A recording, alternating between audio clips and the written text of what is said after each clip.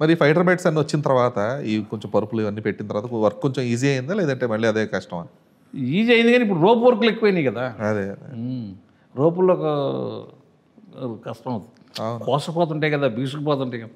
వాళ్ళు 5-6 మంది బట్టి లాగేటప్పుడు మన రోపు గట్టిగా అయిపోద్ది. ఈ పక్క ఎముకలకి ఎన్ని పైకి నవ్వుతూ ఉంటారు కానీ లోనంతా గుల్ల అయిపోతారు బాబు.